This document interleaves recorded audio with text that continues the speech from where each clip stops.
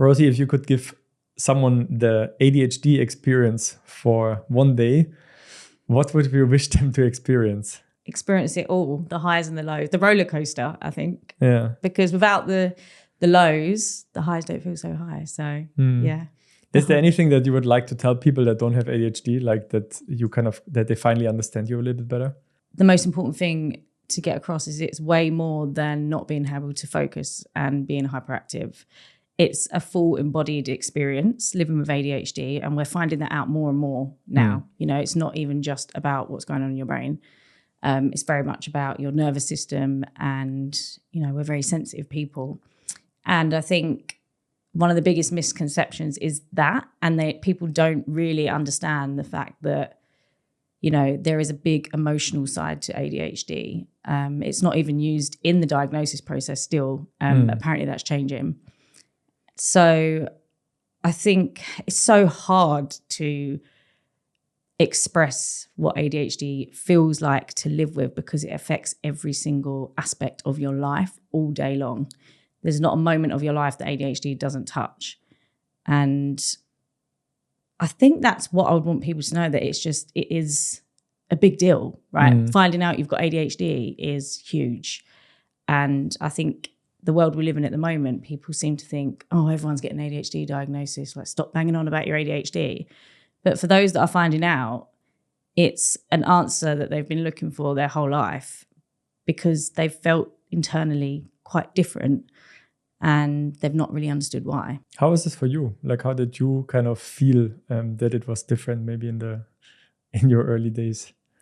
So when I got diagnosed, or felt different before I got diagnosed? Before I think I just always felt that I was struggling with a lot of things, and I felt it. Things just felt hard, you know, like day-to-day stuff felt hard, like remembering stuff felt hard, like getting out of the house felt hard, communication always felt hard, and, you know, managing my emotional state felt hard. So I think I used to look around me and think, oh, everything just feels a bit harder for me, like getting on in school, you know, being able to show up as a good daughter or friend. But I found ways and coping mechanisms, not very healthy ones, to try my best to not feel different, right? So whilst on the inside, I might have felt very, very different, and like everything around me felt very overwhelming. Sometimes on the outside, you may not have known as much, because I would hide it behind having a drink, taking drugs, you know, to be sociable, to feel calmer. I would, you know, have things like eating disorders and stuff just to feel enough to think that would make people like me, or I'd be accepted more. And yeah, I just didn't ever feel enough. I felt like I was just never enough in any situation that I was in my life. And I was always working really hard to try and feel enough and be enough. And I always talk about these different masks that we tend to wear. And obviously you can be like the people pleaser or the overachiever.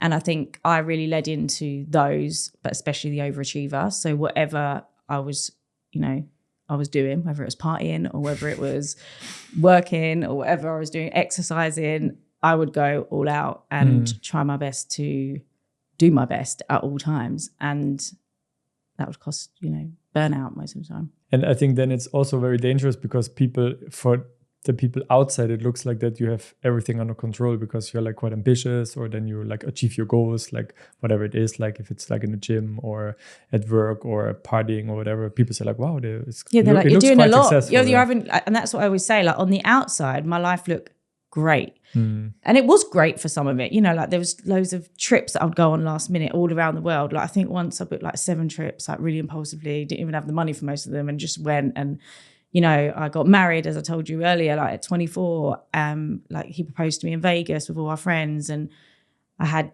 jobs for like well-known brands, and all these things were going on. And on the outside, it looked like, wow, you're living a really exciting life. But on the inside, like I was struggling, because I was just absolutely exhausted, but I couldn't stop because I didn't, you know, even the thought of sitting still with my brain felt impossible. Like I couldn't be at home on my own at any given moment. And I'd always have to be out doing something, you know, achieving something, being someone, trying to be everything and everyone else but me. That was basically the goal, you know. And in that early phase, did you already then like start to, for example, Google like ADHD or symptoms or anything like this? Or was it just like, that's just who I am? Like I'm just a little bit over the top or something? I think for many years, I didn't stop to even, you know, have those moments of awareness in the beginning. I think it was just so hectic and I was just numbing it with all the substances. And, you know, there was a constant question of what the hell is wrong with you every time I'd like mess up or like, for example, I did like 9 driving tests and things like that. You know, like there was always that comment in my head, like there is something seriously wrong with you. But it wasn't until actually that I stopped the party lifestyle. So basically my marriage was coming to an end and I found yoga. And it was not long after I'd lost a friend through their own mental health struggles. So it wasn't until the implementation of exercise came along and I stopped drinking so much that then I was having moments where I was pausing and asking myself questions around like, right, so you can't blame that on a hangover anymore. All of these ways that you might be struggling and all of these things that feel harder for you. So what is it? And then that's when the curiosity led me down a route of ADHD. And I'd obviously heard of ADHD. I was actually, the guy I was married to was ADHD. And I just thought, well, you know, people used to joke because we used to party quite a lot. They say, oh, you're both like ADHD because we was quite wild. But I generally thought it was just males that had ADHD. It just meant you're hyperactive. So when it first come up, I was like, what the hell has that got to do with my emotional, you know, ups and downs and all of this other stuff that I was struggling with. And then when I really looked into it, and you had to dig a bit then because the only podcasts I could find were really in the US. And when I started learning about things like rejection, sensitive dysphoria and things like that, I was like, oh my God. And then I started to look at like people in my family who were struggling with things. You know, like substances and stuff like that. And then it all started to connect. And then I started thinking about people I'd met during my party, like, you know, nights out, and thinking, I wonder if they had it. You know, those people that you just sort of like felt connected to, but couldn't really work out why. Yeah, and then it blew my mind. And I was like, why does no one know about this? Why is no one talking about this? Because no one was. And then within like a couple of weeks, I came up with like ADHD Untangled, started a podcast in my kitchen. I literally had nowhere to live at the time. I'd just broken up with a partner. So I was doing it in like our old kitchen and staying on his sofa, and it was just crazy. And then I started studying to become a coach in the US for about a year. And by the time I graduated, everyone, it was like all of a sudden, everyone was talking about ADHD. And then, yeah, I haven't really woken up a day since and not mentioned the words ADHD. And it's so funny because for years you hardly ever spoke about it. You don't even know that it exists, maybe.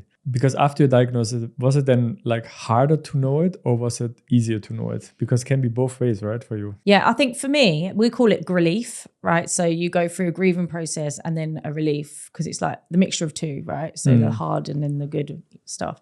But for me, I was straight away like, this is great. This is like, I'm so in relief. This is the best news ever. I no longer have to ask myself, what is wrong with me? Like, because I think I'm always quite good at, well, I suppose we all are. Once we know what we're dealing with, I'm always like, I want to take action. And now I know I can go and do something about it. So I think originally it felt easier. Like I had this whole new lease of life of like, I no longer have to pretend that I like the corporate world. I no longer have to pretend that, you know, I don't know, I don't like doing things to the extreme, or I just don't have to pretend anymore. But as time goes on, obviously you're in that honeymoon period. Well, I was. Some people go straight into grief. You do start to, you know, come to the reality of like, this is forever. Because I think the difference is when you don't know, you're always in hope that you will change. You know, you think, oh, I'm going to get better. Like I'm going to work really hard all the time, and one day everything's going to fall into place and I'm going to be more organized and I'm going to like be able to stick out a job and my relationships are all going to be okay. And I'm never going to get upset again like the way I do. So I suppose I did have a moment, like quite delayed moment of like, oh, wow. And it was when I actually started to look into the autism stuff as well. And I think I went through that a little bit of like grief then, because I think with awareness comes knowledge. And with knowledge, you know, you have that choice to do something with it or not. Is it not easier for you to recognize things while it happens? Yeah, now it is. With all the knowledge that you so have? much more. Like I would say, like it's become harder to mask, right? Obviously you still mask, but in the moment, you know you're masking. So you're, you know, that can be harder sometimes because you become more uncomfortable because you can really see yourself masking. And you're like, right, why did I feel the need to mask in that moment? So then you go back and you have to like untangle that, right? And so those things have definitely become harder. And I think, you know, also what comes from it being harder to mask is quite a common thing that, you know, throughout the community that you see is you sort of can start to lose connection with your life before. And that can be people because of the stigma around ADHD, even if people in your family or friendship groups have ADHD, but they're not really accepting they do, or, you know, whatever that is, people have their opinions and you can start to really disconnect from your social circle or your old environments because you are unmasking. And also people have got used to the masked version of you. And that's not their fault either, you know, but when you start to become more of who it is that you really are or start to untangle that, you do lose aspects of your life that have been there for a long time. So I think that becomes a really hard thing. And I think that's why when people get diagnosed, they really, really hone in on community. Because if there's anything that you can do in the moment, if you get a diagnosis, self or official, it's connect with your, people call it tribe or community, because otherwise it can feel quite isolating. Like any diagnosis or any transition like that in life, big transitions, they can feel quite lonely when you're going through an area of growth. Because let's face it, if you're going to get a diagnosis like that, it is usually followed by growth if people are going to use the label to do that. And most people want to, because they want to now live a life that feels more authentic to them after years of not. So I suppose that's the hardest thing. Are you still beating yourself up about things, like when you like see yourself, like for example, masking it, or like when you know you should do a thing, but you understand that kind of like your ADHD is like hindering you to do the thing? Definitely. I mean, you become a lot kinder to yourself, and I think you don't even realize that you have let go of a lot of things. It just happens, but definitely still beat myself up all the time. Like, you know, especially in business, especially dating is a really hard one for me. And especially when you're when you're dysregulated, because sometimes when I'm personally dysregulated, I can get very anxious and I can, you know, come across short or stressed or, you know, not the best version of me. And that I can beat myself up for quite a lot. And I can, you know, I think that's the thing. ADHD is very interlinked with the feeling of shame, a deep feeling, a sense of shame a lot of the time. And that can cause a lot of harm. And I always say, I think the biggest struggle that we face as a community actually is that lack of trust in ourselves and that lack of self-esteem.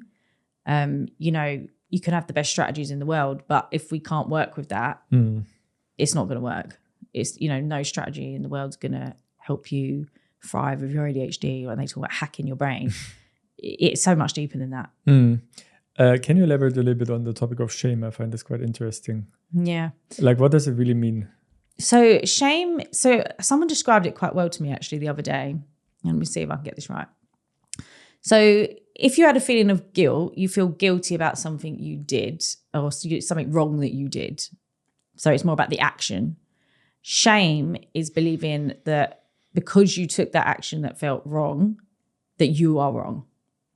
You are wrong as a person. So you are like broken. You're a bad person. And I found that a really simple way of describing the difference between feeling guilty about something and shame. And we call it like shame spiral. And we call it rumination as well. You know, we're ruminating where, if say someone without ADHD, they might do something, feel guilty about it and then move on.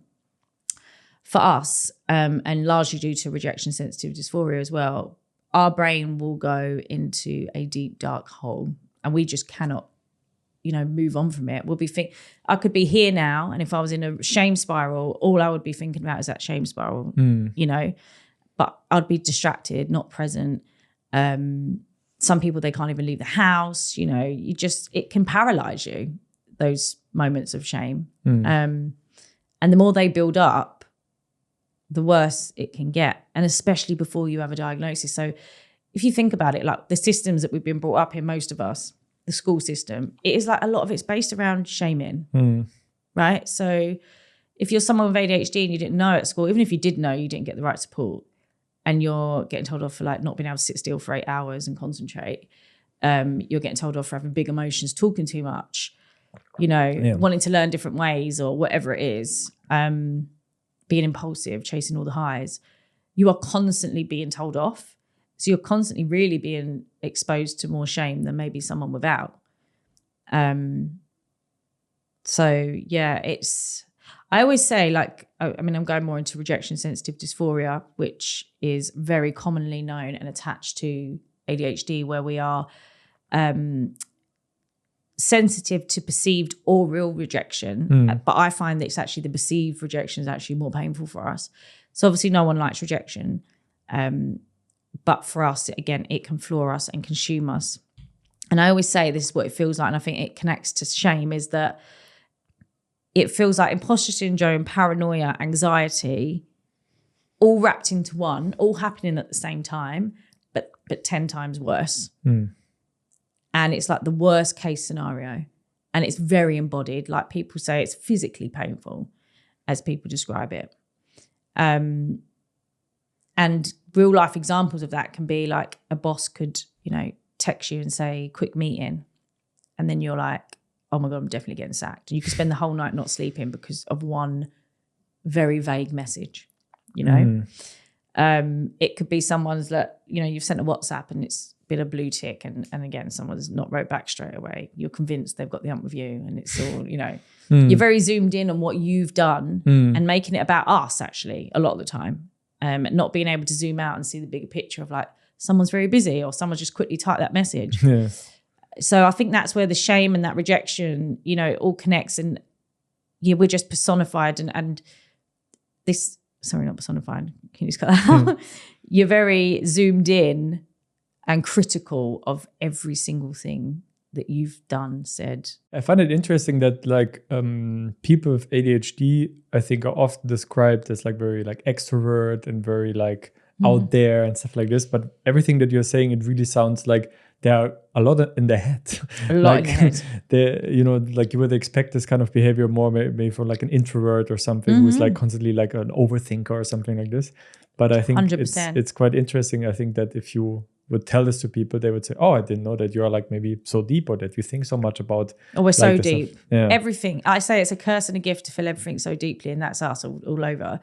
And you're so right. And it's actually a really important thing, because many people don't often know that there's like 3 types of ADHD you can be diagnosed with, for example. So you've got the hyperactive side, which, most people know about. So this is where you might see us fidget or like you say, be quite extroverted. Then there's inattentive, which previously was known as ADD, but it's not called that anymore, where the hyperactivity is still there. So that's why we're not calling it ADD anymore, because there is still hyperactivity, but it's very much internalized. So that could be the daydreamer in the classroom. It might not necessarily be someone who's acting out in a classroom. Do you know what I mean? Like you said, in their head. And then there's the combined, where you have both. And that's what I've got. And I think that's the largest percentage of diagnosis at the moment.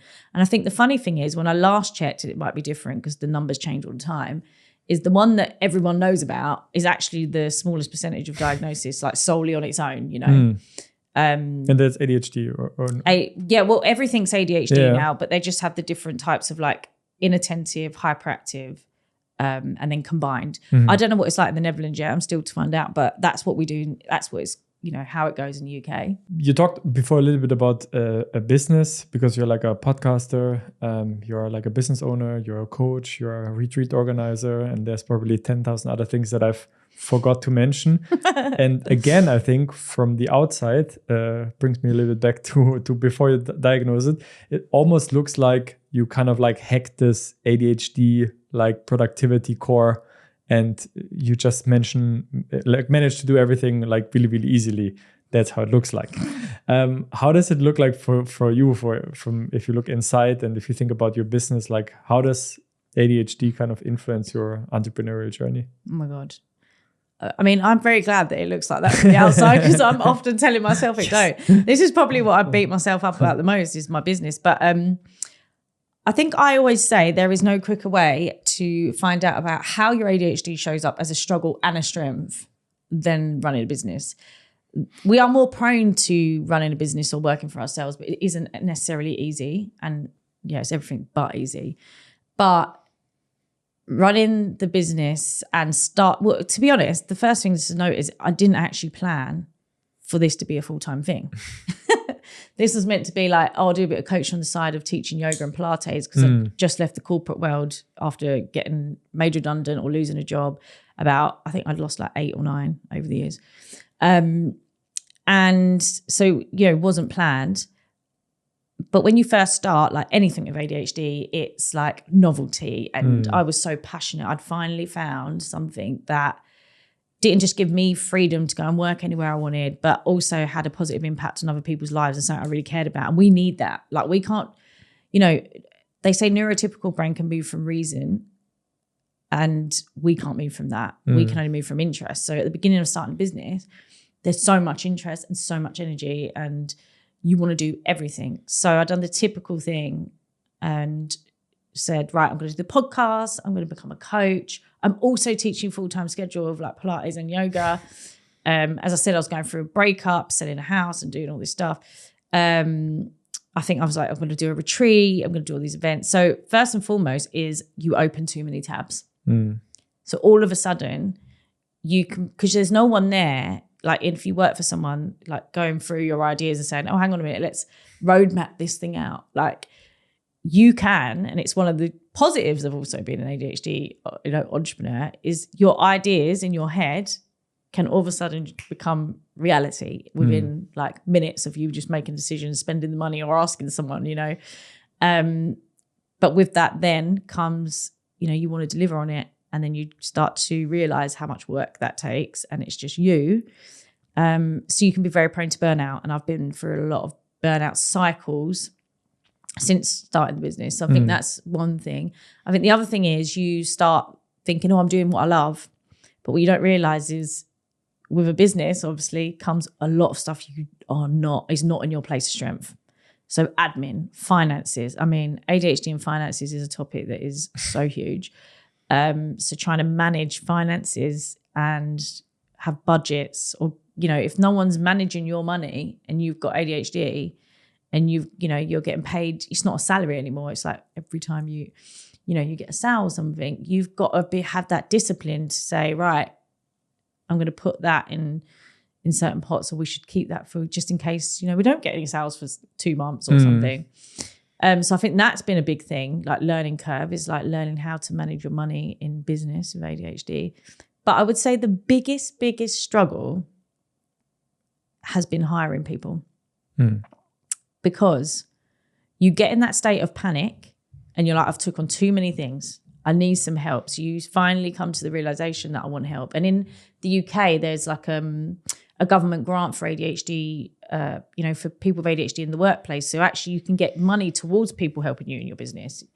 So you can get the budget in the UK quite easily. Well, you could.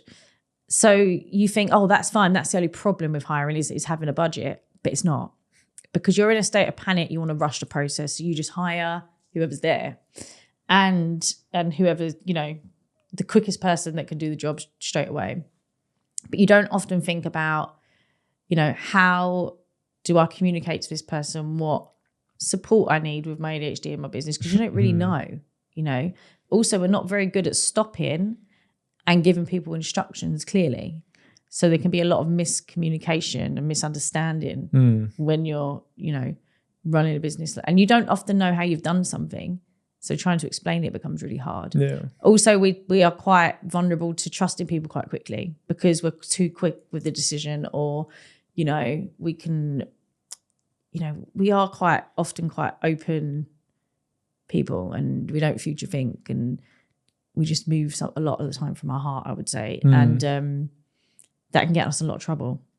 And we won't always do the legal stuff either. Like contracts, boring. There's no dopamine in that. So you let someone into your business very quickly. You give them access to everything. It doesn't work out. You haven't done the paperwork, and that can cause a whole lot of trouble. And not only that, when you've got rejection sensitive dysphoria, you can feel really hurt. And then that can really damage. I've seen it with a lot of clients that come to me. That can really damage, again, self-esteem and thinking that who am I to be doing this? And you can see people quit in those moments. So yeah, there's a lot of, I've learned so much. And I'll be honest, like I said it on a panel not long ago to a lot, I think it was 4 other girls that are running businesses of ADHD. How many times this month have you threatened to shut down your business? And all of them laughed and said multiple times. And so someone was like, multiple times this week. Yeah. And I think, there isn't a month that goes by that I think, why the hell am I doing this? Why don't I just go back to the corporate world and make my life easy? What keeps you going then? It's because of my why. And that's why I honestly think, not just with ADHD, but especially with ADHD, because as I said, we move with interest and it has to be meaningful. If you're going to do this, it's got to be something that you care about on a deeper level. Like you have your surface level whys for running a business. I would say, like, as I said, freedom to live in a way that you want to live, like to be able to move around the world and not be chained to one place. But then the deeper why then becomes about, it has to be of service to someone else because other people are relying on this and it's having a positive impact on other people. And then there becomes an even deeper why, which becomes an even more personal why. And for me, I'm 37. I froze my eggs about 8 years ago. They've got to be defrosted soon. So I want to be in a situation where I've built a business that I can potentially maybe be a single mum and I can do that without the stress and not be so stressed out, and I want to have something that I feel proud of and that's, impacted the world in a positive way. So I think you have to have those real layered, deeper whys, I think. Otherwise, you will give up. If this was all about just earning money, for example, I think the first year would have been gone. Yeah. I would have gone just back to what I did, because it's not worth the stress. It's a lot of stress, I mean, we also talk about it quite negatively because I think people always use it like ADHD is like this is your superpower and all this kind of stuff. I do want to also talk a little bit positively about it, but like how does ADHD show up for you like positively in business, for example? Well, in lots of ways, because, as I said, you have lots of ideas, you take a lot of risks, which you need to take in business. So that impulsivity really works well in business. Whereas if you're someone who's more hesitant, and someone who's less likely to take risks, then that's not going to work well in business. I think the fact that we can connect with people very quickly, like I said to you, like we're quite open people, we could trust people really quickly. That's also very positive in business because it makes us quite good at networking and seeing opportunities. But I think one of the biggest strengths is actually pattern recognition. I think that's got me and a lot of people that I know that run businesses of ADHD quite far, like being able to notice patterns before other people have maybe, So that's where that entrepreneurial, real entrepreneurial skill set comes to play, is noticing those trends or noticing that the community actually really want to do more of this. And then you match that with the impulsivity and you go and act on it. I think that can be amazing, right? That's an amazing strength and gift to have, that not Definitely. People that might stay in their safe environments with in the corporate world, probably reason why they don't take that jump is because they haven't got that natural ability to take those risks and go on that instinct in that moment.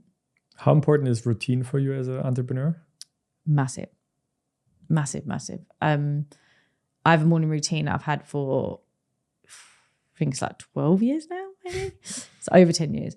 And that has grounded me for that long, basically, for everything, for all, not just the diagnosis, but before that. It consists of me getting up at, it used to be like 4. It's now, I got up at 4:30 today, but I'm trying to get up later since I've been in Amsterdam because everything's so near. So I'm like, you don't need to get up so early. But it's between 4:30 and 5. I do some breath work and journaling. And then I go and do some movements. That could be like the gym. It could be Pilates, yoga, whatever I'm doing, whatever's on the agenda that day. And I try and get at least about 90 minutes of walking in a day. And whilst listening to something that I'm learning from. So that tends to be my routine. Before it got to a point where it was ridiculous and it was like 4 hours long. And it still can be, but it's, I've had to learn to not get so attached to it, because at one point it was becoming very restrictive in my life. It was all about that morning routine. Like I didn't want to socialize the night before, or like I had to be in bed at 9 every single night, and I would beat myself up if I wasn't, even on a weekend. So it became a bit unsociable. So I've had to like let go of it a little bit. But yeah, without that, I honestly don't think I would be here without that routine, because I think that shifted everything. Finding a morning routine for me is what allowed me to find moments to become actually present and get used to sitting with my own brain and understanding what's going on in my body and being able to reflect and then prioritize what's to come. So routine is everything to me. And it's something that I will, with every single client I work with, it's the first thing I want to look at. But it's not easy for people with ADHD to set a routine. Yeah. And stick to it. No. And then I talk about something called Resparklerisation. And I think the issue that we have a lot of the time, again, it comes down to a mindset thing, is that we think that if it's not worked after, like if we've given it, we're getting bored of it, that we failed, and we're very black and white like that, and we'll quit. So all of a sudden, they think, I'm just not a morning person, or I can't exercise. But actually, in that moment, it's like accepting you are always going to get bored. Like I've had to change my morning routine so much, but you could just resparkleize it. It doesn't have to be big things. It could be like, if you're going to a Pilates class every morning, then maybe you need to change it up and start, I don't know, going to a dance class or gym or whatever feels fun. Or it's changing your playlist. Like something so simple like changing my playlist. All of a sudden I'm like, oh God, I can run again. What's changed? Not the running. It's just the fact that it feels new again. Or you just start working, instead of working out on your own, you might go and work with a group. Like just changing something small. And that's what I try and, get my clients to get used to doing, is letting go of this perfectionism of like, who said it has to look the same for the rest of your life? Why would it? And it's getting used to not trying to measure yourself against neurotypical standards, or not even neurotypical, but the systems, or what we've been told that things should look like. Yeah. If they don't, you're doing it wrong. What tips would you give like entrepreneurs that have ADHD or think they have ADHD in terms of like managing their day-to-day, like having those routines, and then also having kind of like how to manage like productive time? Yeah, I think definitely having like a form of routine, but again, making it easy enough to maintain, and so yeah, some form of grounding. I would say try your very, very best to do less things very well at first, or even if you've already started running with loads of things, don't be afraid to say no and let go of things. So, but in order to do that, you need to give yourself a moment. And I have coaches myself, and I've like 3 sometimes at once, because purely for the business, because I think you need, if you're going to be on your own working all the time, you need someone else to be able to untangle what's going on. So I think getting that support, and that doesn't have to be a coach, that could be like a friend that's doing, running their own business or has done in the past. So I think that, so they can help you really future think, which we don't do very naturally ourselves, and get you to think about, right, by the end of the year, what does success look like? So then you know that every decision that you're making, you have a question that says, is this taking me closer or further away to where I said I want to be at the end of the year? And if that's changed and shifted, that's fine. But at least you know that by saying yes to something, you're simultaneously saying no to something else at the same time. And I think having someone help you practice that future thinking is crucial when running a business, because we can be very in the moment, which is positive in a lot of ways, because like you say, we're very passionate and we get very excited about the things that we're doing. But if you want to, you know, reach your goals at the end of the year, it's very important, I think, to have that someone else be like, okay, this is just to remind you, this is what you said. Because obviously we struggle with working memory as well. So yeah, it's just important to have that, I think. Yeah. So you'd suggest finding a mentor or finding an accountability partner, something like this? 100%. Don't do it alone is actually the biggest advice. I spent 2 years doing this really on my own. Like, I did have my coaches and stuff, but I become very isolated, and I was doing amazing work for, like, my clients were doing great, and they were living these like, you know, I could see them like really improving in their lives, and I was at home just like working, solitude. And London is so big that it's very hard to connect with people regularly. So I became quite deeply unhappy for a little while because I was disconnected. And as soon as I started connecting again and, like, you know, having coaches more regularly, but also connected to my community more, and moving here and being able to access friends easier, oh my God, it's like shifted my energy so much. So I think as an entrepreneur, it can be very lonely. Yeah. And especially with ADHD, because you feel like you're working twice as hard all the time to get the basics done. So I think it's so important, like, connection first, always. That's the way to regulate. You also talked a little bit about relationships before.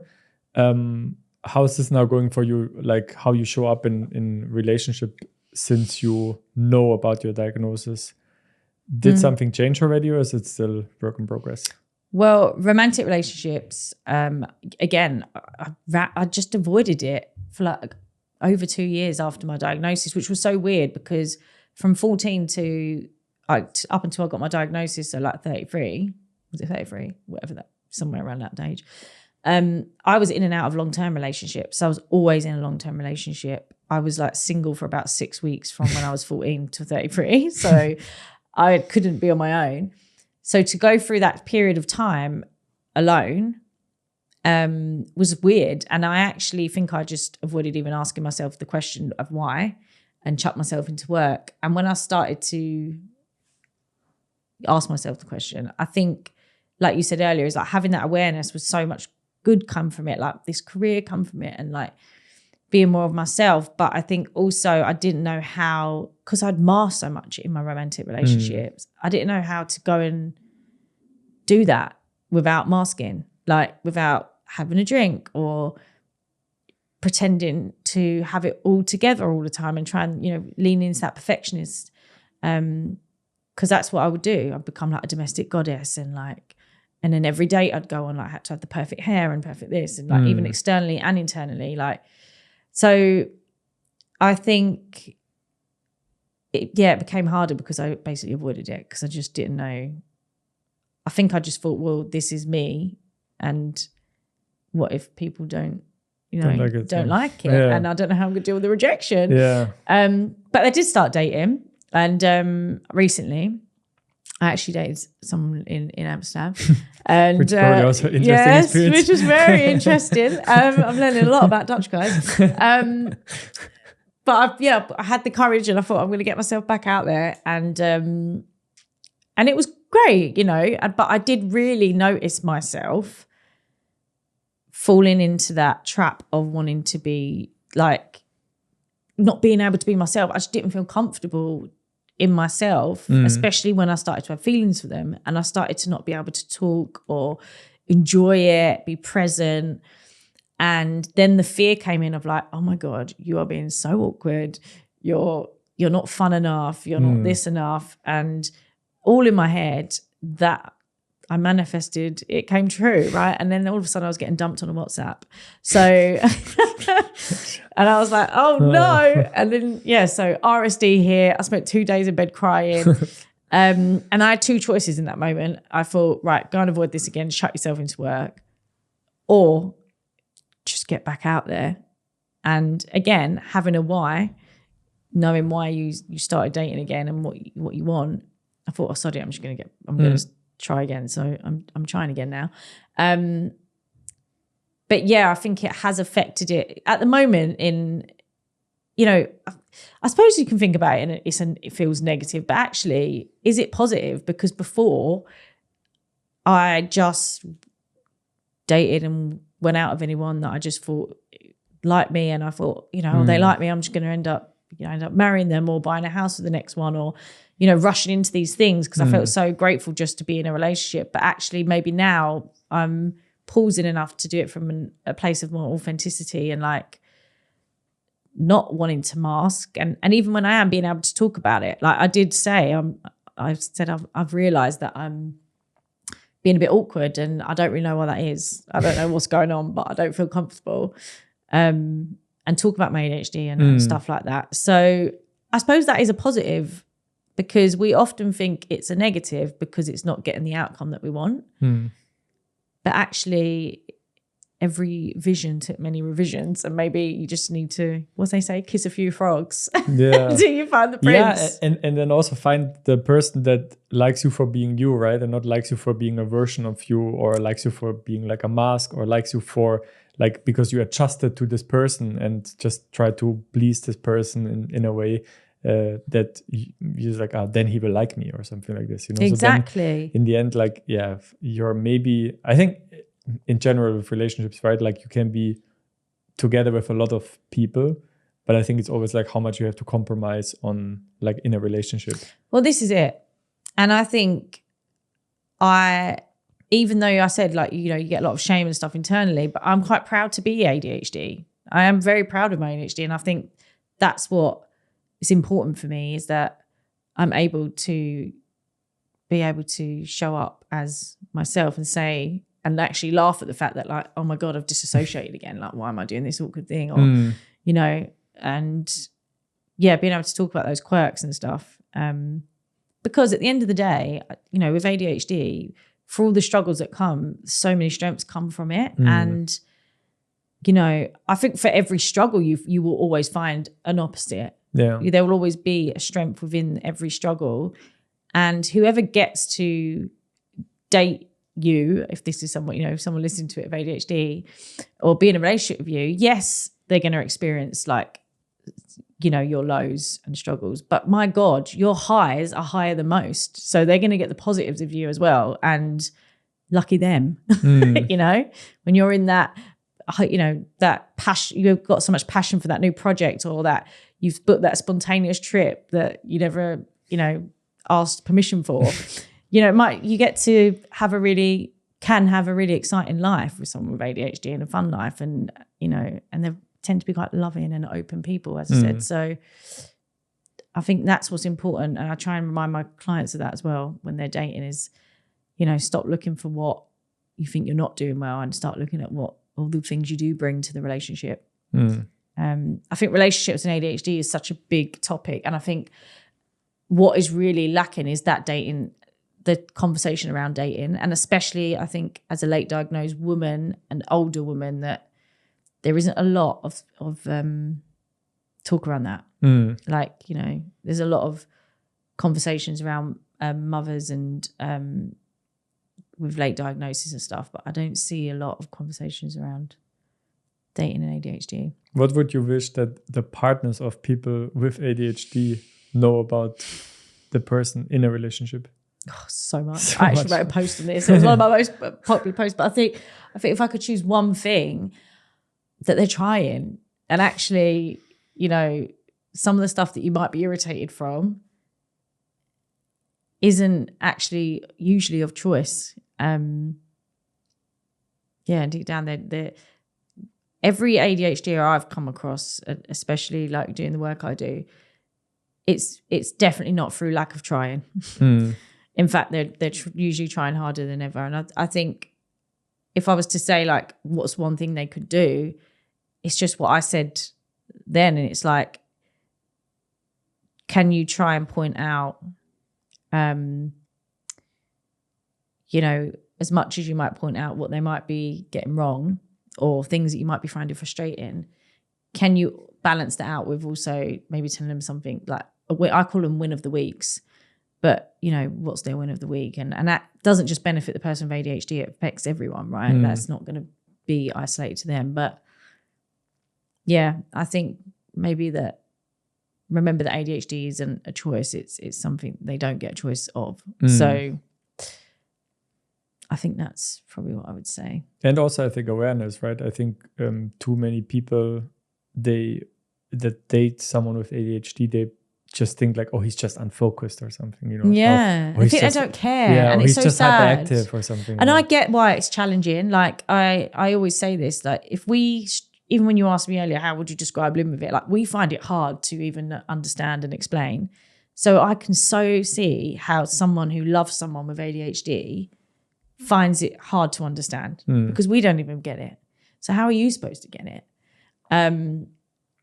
And yeah, I can really see that it's a struggle, but like you said, without the awareness, it's even harder. So now the awareness is there and actually helping them become more aware of things you might have noticed. Like, oh, when you're doing this thing, I've noticed that you can focus really well. Why is that? You know, you can sort of coach them.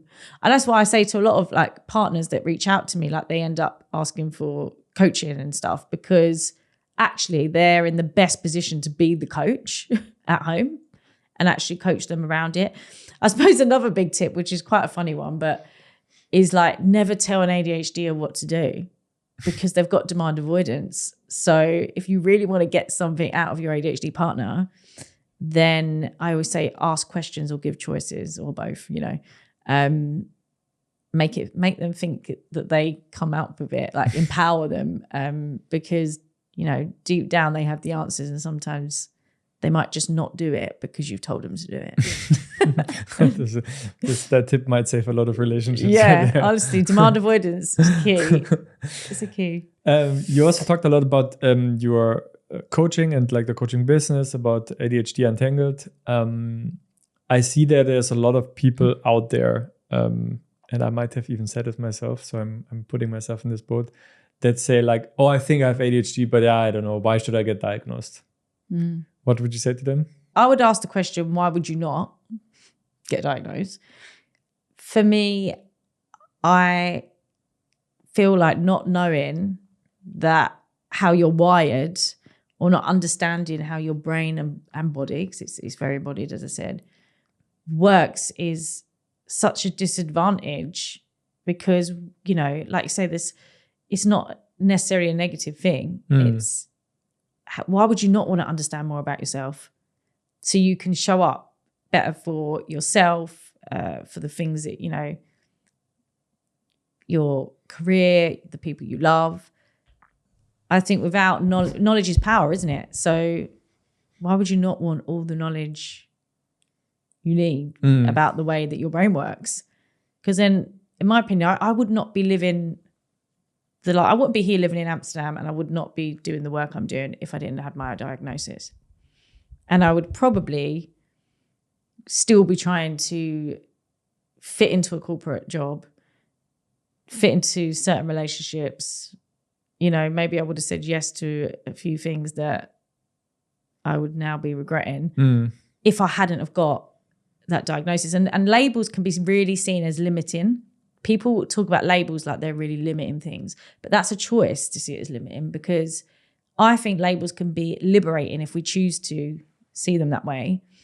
And what I try and do is use ADHD as a vehicle instead of use it as a victim story. And I know we spoke a lot about the struggles today, but actually you get the choice then to say, right, what am I going to do with this information? It's such a gift, right? So can I use this as a vehicle to now start living a more meaningful and authentic life? Because life's too short to live half a life, or, you know, not live life to being your fullest version of you. It could be something like that seems really small that changes, but actually in the larger scheme, you know, the bigger scheme of things, it can change so much. Like, just working better in your place of work, even if you don't go and start your own business. Like if you're spending 8 hours a day at work and there's something you're really struggling with and you're really unhappy with, that a label then allows you to ask for a different kind of accommodation, or you find a different way of working on projects that makes your life easier and gives you time back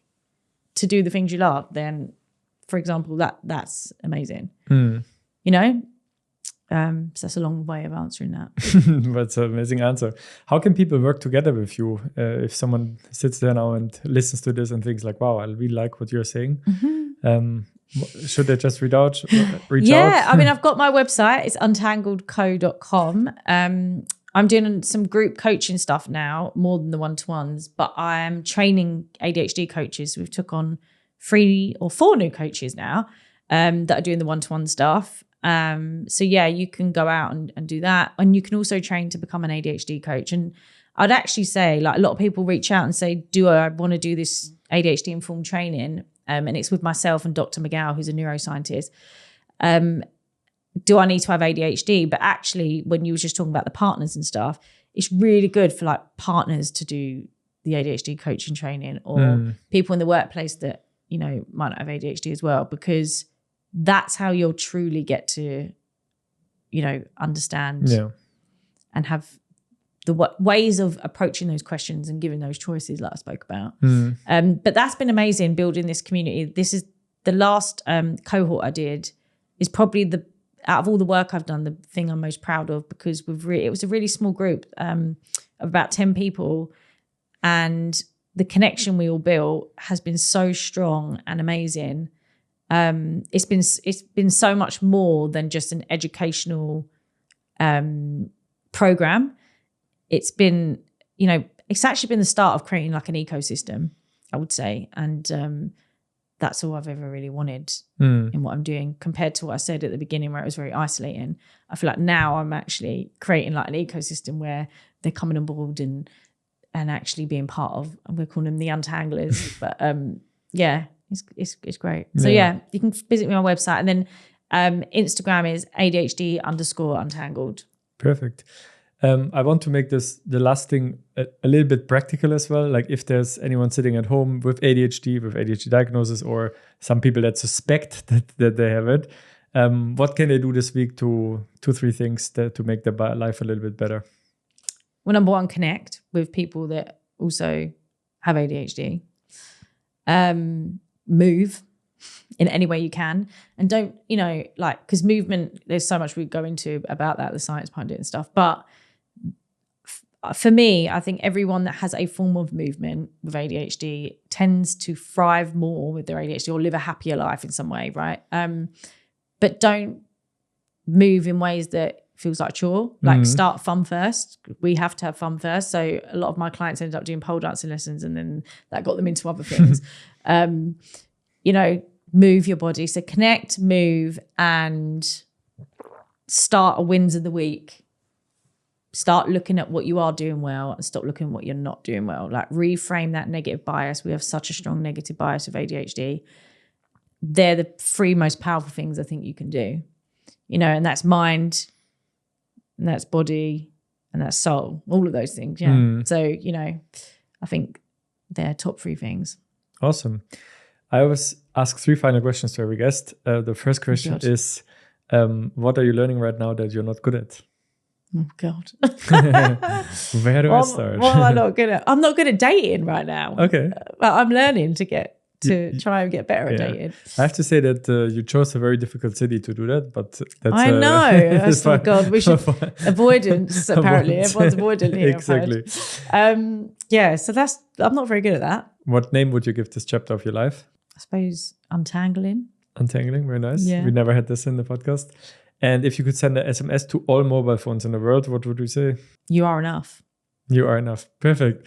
Rosie, thanks so much for coming to the Throne podcast. It was really nice to have you. I think I learned a lot about ADHD. Like, it's really nice I think that we could reframe a little bit the surface level where it's just about someone being unfocused or a little bit too much or a little bit over the top, but to really understand the different types of ADHD, but also like, what the life after diagnosis can look like.